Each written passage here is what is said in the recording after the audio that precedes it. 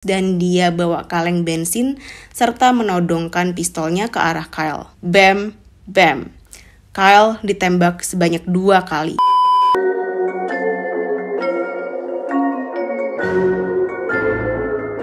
Badabing badabu, hai bestiani, apa kabar semuanya? Semoga kalian sehat-sehat aja. Balik lagi ke channel aku, Monica Raja Lele, sama aku Rachel or Lele, whatever you want to call me. Kalian masih ingat gak sih sama 7-Eleven? Yes, ini dulu sempat booming banget gak sih di Indonesia? Kayak aku gak tahu apakah ini tersebar di seluruh Indonesia atau cuma di Jakarta doang. Dulu 7-Eleven tuh dibuka tahun 2009-2010 kayaknya ya kalau di Jakarta. Aku waktu itu masih SMP, itu booming banget, anak-anak gaul semuanya pergi ke 7-Eleven. Dan setahu aku kayak cuma di Indonesia doang, di mana 7-Eleven-nya tuh ada tempat duduknya, ada tempat nongkrongnya. Karena setahu aku di negara-negara lain nggak ada tempat duduknya gitu loh, nggak ada tempat nongkrongnya, cuma kayak ya udah minimarket biasa lah pokoknya. Dan hari ini aku pengen cerita tentang 7-Eleven karena aku mau cerita tentang pembunuhan yang terjadi di 7-Eleven. Dan pembunuhan ini terjadi sama seorang remaja yang bernama Kyle Ferguson. Bingung nggak? Kenapa ada pembunuhan di 7-Eleven? Emang 7-Eleven salah apa? Kenapa ada pembunuhan di sana? Apakah ini pembunuhan berencana? Apa motifnya? Dan menurut aku ini adalah kasus paling konyol yang pernah ada. Karena menurut aku ini masalahnya sepele banget dan nggak perlu dibesar-besarin. Kalau misalnya masalah ini nggak dibesar-besarin, kayaknya nggak mungkin ada korban jiwa. Nah, penasaran nggak gimana ceritanya? Sebelum kita mulai ke cerita hari ini, seperti biasa, jangan lupa untuk like dan subscribe video ini. Dan jangan lupa juga kalian untuk nyalain lonceng di bawah supaya kalian nggak ketinggalan sama updatean terbaru aku. Dan jangan lupa juga aku punya podcast, Don't Cross the Line, dan TikTok, Monica Raja Lele. Semua linknya ada di description box. And now, let this book begin. Oke, hari ini kita akan ngebahas tentang Kyle Ferguson. Dia tinggal di Florida, di mana Kyle ini adalah korban dari pembunuhan di 7-Eleven ini. Sebenarnya kalau kita telaah sedikit ya, kita lihat sedikit, Kyle ini umurnya masih 16 tahun. Dia masih di sekolah SMA. Kok bisa dia dibunuh di 7-Eleven? Dia bikin kesel siapa? Mungkin musuhnya, mungkin ada orang yang gak suka sama dia. Sedikit background tentang Kyle. Sebenarnya Kyle ini adalah orang yang sangat jauh dari kata pencari masalah. Dia orangnya pemalu, dia pendiam, dia gak terlalu suka banyak omong sama orang.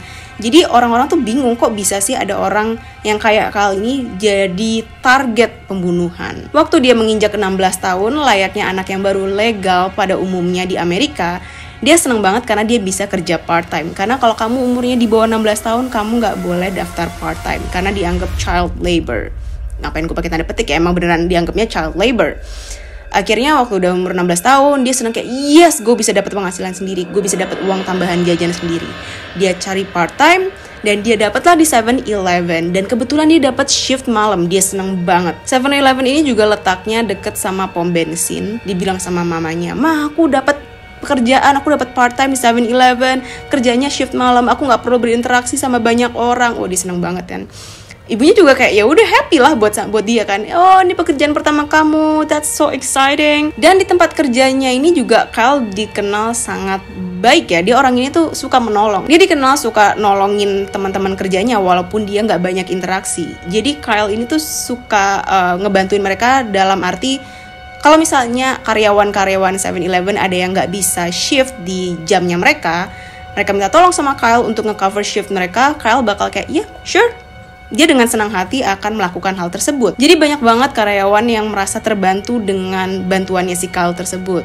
Sampailah tahun 2015, tepatnya sebelum malam Halloween. Kalian tahu kan kalau Halloween banyak pesta, banyak party. Dan salah seorang karyawan 7-Eleven tempat Kyle bekerja ini, dia bilang, "Boleh nggak lo coverin shift gue? Karena gue mau ke pesta sama teman-teman gue untuk Halloween ini." Terus kalau kayak, ya boleh, gue juga gak kemana-mana kok selama Halloween ini. Akhirnya pas Halloween tiba, kerjalah tuh Kyle shift malam sama shift subuh ya. Dia selesainya sekitar jam 3 pagi. Dan sebelum Kyle pulang, dia ke gudang dulu, dia mungkin beres-beres, dia ambil barang-barangnya sebelum cabut. Nah, tiba-tiba dia denger nih bunyi klinting gitu, kayak ada yang datang masuk ke 7-Eleven. Dia keluar, dia ke meja counter untuk melihat si customernya. Ada satu customer ini masuk, dia pakai baju kedombrongan, celana kegedean, dia pakai boots, dan dia bawa kaleng bensin serta menodongkan pistolnya ke arah Kyle. Bam, bam. Kyle ditembak sebanyak 2 kali. Habis itu si customer tadi langsung menyiramkan bensin yang dia bawa ke arah Kyle dan ngambil korek api dari meja counter dan membakar tubuh Kyle. Lalu dia kabur dari 7-Eleven tersebut. Kejadian ini dilihat sama seorang perempuan yang bernama Chelsea dan pacarnya. Waktu itu mereka lagi ngisi bensin di pom bensin, dan waktu cowoknya, bentar ya, gue mau ke 7-Eleven mau beli rokok. Mereka berdua kaget karena mereka lihat 7-Eleven itu kebakaran. Akhirnya mereka cabut dari pom bensin tersebut, mereka telepon 911 dan mereka bilang, tolong ada kebakaran, ada api. Ada kebakaran di 7-Eleven di lokasi XXX, sebutin lokasinya. Dan waktu operator 911 dapat telepon tersebut dan dibilang ada kebakaran, otomatis di otak mereka pertama kali adalah hubungin pemadam kebakaran. Damkar datang, mereka masuk. Waktu mereka masuk tuh situasinya sebenarnya bukan api yang menyala-nyala, bangunan roboh, kebakaran tuh bukan yang kayak gitu. Memang ada banyak bekas-bekas api, bekas kebakaran, tapi kebanyakan barangnya udah hangus dan itu sebenarnya kebakaran kecil. Waktu petugas pemadam kebakaran masuk, mereka investigasi dan mereka menemukan jasad Kyle di belakang meja counter kasir. Mereka lihat, ini bukan ranah kita, ini ada masalah pembunuhan, dan mereka langsung menghubungi polisi. Polisi datang, ada petugasnya, ada detektifnya. Mereka kaget gitu ya ngelihat keadaannya Kyle gitu kan, banyak cipratan darah.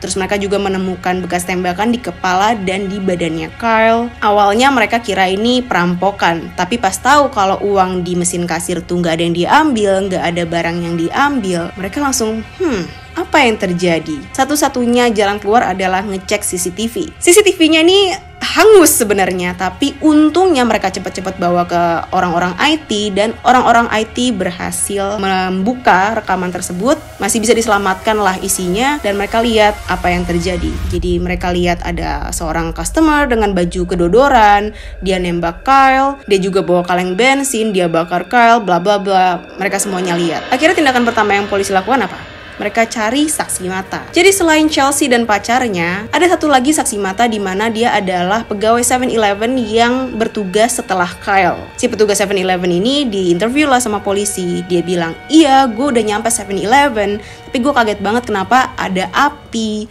Terus dia berusaha untuk telepon Kyle, tapi Kyle nggak jawab. Jadi makanya dia bingung apa yang terjadi. Polisi juga interview Chelsea dan pacarnya. Mereka agak sus ya sama Chelsea dan pacarnya karena kayak, oke, lo telepon 911 atas kebakaran 7-Eleven, tapi kok lo main cabut gitu aja gitu loh. Biasanya kan orang yang telepon 911 dan melaporkan suatu tindakan, mereka akan nungguin sampai pihak yang berwajib itu datang. Kenapa lo malah kabur? Wah, polisi nanyain mereka berdua lumayan brutal, tapi setelah berjam-jam interogasi memang tidak ditemukan apapun karena mereka berdua bukanlah pelakunya. Akhirnya polisi pakai cara lain, mereka interview karyawan-karyawan di 7-Eleven tersebut.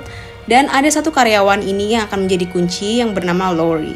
Jadi Lori cerita kalau beberapa waktu yang lalu dia tuh ada masalah sama salah seorang customer yang bernama Michael Russo.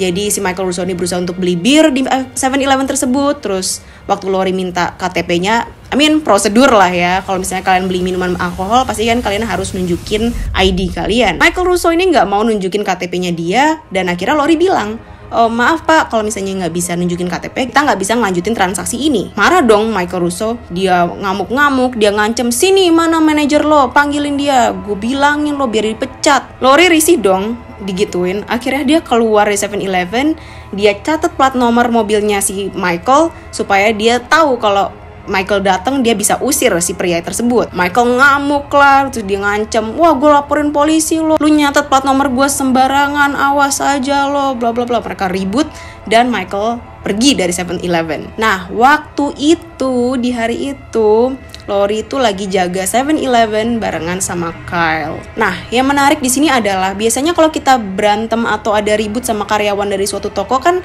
kita cenderung untuk tidak kembali ke toko tersebut ya, karena malu, karena malas ketemu sama karyawan itu. Tapi enggak untuk Michael, karena dia tetap datang ke 7-Eleven ini. Dia waktu itu beli bir lagi dan kebetulan yang jaga Lori lagi. Cuma waktu itu dia nggak jaga sama Kyle, dia jaga sama cewek lain. Kyle bawa birnya ke cewek yang lain dan minta untuk dilakukan transaksinya. Lori bilang lah ke si cewek yang jaga sama dia ini, jangan jual birnya ke si cowok ini, cowok ini tuh bawa masalah deh, bikin masalah. Tapi sama Michael di pressure kan, cepetan gue mau bayar, cewek tadi yang jaga sama Lori dia deg-degan kan, aduh nih gimana, nervous dia, dan mau gak mau dia check outin birnya Michael, dan Lori nggak terima nih Michael dibiarin gitu aja. Akhirnya waktu Michael keluar dari 7-Eleven, diikutin tuh sama Lori, terus Lori bilang, lo awas ya, jangan sampai lo berani-berani datang ke 7-Eleven ini lagi, awas aja gue bakal laporin lo polisi. Michael begitu posisinya dia udah dalam mobil, dia akhirnya gas mobilnya, dia hampir tabrak Lori. Wah, Lori nggak terima dong, dia langsung lapor polisi datang, dia bilang sama polisi, orang ini tuh udah mau nabrak saya, dia udah ganggu 7-Eleven ini. Dan karena si Lori itu punya plat nomornya Michael, gampang dong buat polisi untuk melacak rumahnya Michael, yang mana cuma 1 blok dari 7-Eleven tadi. Michael pun akhirnya di-ban dari 7-Eleven tersebut selama 365 hari atas dasar berusaha untuk mencelakakan si pegawai, Lori maksudnya. Nah, balik lagi ke interogasi polisi. Karena mereka dapat kabar kayak gitu, dapat informasi kayak gitu dari Lori, akhirnya polisi cari tahu dong tentang Michael Russo. Mereka menggeledah, mereka datang ke rumah Michael Russo dan rumahnya digeledah. Oh my god, polisi shock melihat rumahnya Michael karena banyak banget senjata, dari yang kecil, gede, laras pendek, laras panjang, amunisi, semuanya ada lengkap, udah kayak toko senjata. Tapi polisi nggak punya bukti apa-apa dari itu kan. Mereka cek mobilnya si Michael. Mobilnya Michael tuh bau Clorox, bau bleach gitu. Ada juga setitik darah di mobilnya. Tapi waktu diambil, dites ternyata nggak cocok sama DNA-nya Kyle. Polisi juga ngecek basementnya Michael. Mereka lihat, wow, banyak banget nih bensin. Dan bensinnya tuh ternyata merek yang sama seperti bensin yang dibawa sama pembunuhnya Kyle. Tapi sekali lagi karena polisi di sini nggak punya bukti yang kuat, akhirnya mereka nggak bisa nangkep si Michael. Tapi polisi foto rumahnya Michael dan barang-barang tadi supaya mungkin bisa dijadikan bukti ya. Untungnya para polisi dan detektif tuh mereka kayak, kok ada perasaan gak enak ya sama Michael Russo ini. Mereka ngecek ulang lah CCTV dari 7-Eleven, berusaha untuk cari tahu, pasti ini ada sesuatu nih, pasti ada lobangnya nih, untuk kita tahu siapa pelakunya. Pasti Michael Russo nih. Mereka tuh kayak punya insting kalau ini Michael pasti pelakunya. Dan ternyata pas banget dari CCTV tersebut, mereka ngezoom, mereka lihat kaleng bensin yang dipakai sama Michael Russo untuk ngebakar Kyle. Itu ada cipratan cat. Kalian tahu kan kalau misalnya kalian habis ngecat tembok, kadang-kadang cipratan cat kalian tuh kemana-mana. Nah, kaleng bensin yang dibawa sama pembunuhnya Kyle ini tuh ada cipratan cat yang polanya tuh cocok sama kaleng bensin yang dimiliki sama Michael Russo. Akhirnya mereka oke, ini pelakunya. Michael Russo pun ditangkap dan dia disidang. Dia ditahan atas tuduhan pembunuhan dan juga kebakaran, kena penjara seumur hidup ditambah 40 tahun karena dia ngebakar 7-Eleven. Dan setahu aku juga Michael Russo nggak dapat pembebasan bersyarat, jadi ya you deserve to be in jail. Dan menurut jaksa penuntut, apa yang dilakukan sama Michael Russo ini tuh kayak statement gitu loh. Jadi dia nggak necessarily benci sama Kyle atau benci sama Lori. Dia tuh marah sama 7-Eleven itu karena udah nge-ban dia selama 365 hari. Dan marahnya sebenarnya nggak beralasan sih ya, karena itu semua juga dimulai sama dia kok. Yang salah duluan juga dia kok. Kalau aja waktu malam itu dia nunjukin Lori KTP-nya dia nggak akan perlu berantem sama Lori, dia nggak akan perlu berantem sama 7-Eleven ini, dia nggak perlu di-ban. Dan dari apa yang dilakukan sama Michael ini, yang mana adalah sesuatu yang childish, ada nyawa yang harus hilang. Dan menurut aku ini sangat nggak adil. Anyways, ini aja untuk cerita hari ini. Gimana menurut kalian? Komen di bawah. Dan komen juga kalian pengen aku ceritain apa lagi untuk video-video aku selanjutnya. And if you like this video, again, don't forget to hit the like and subscribe button. And I'll see you in my next video. Bye!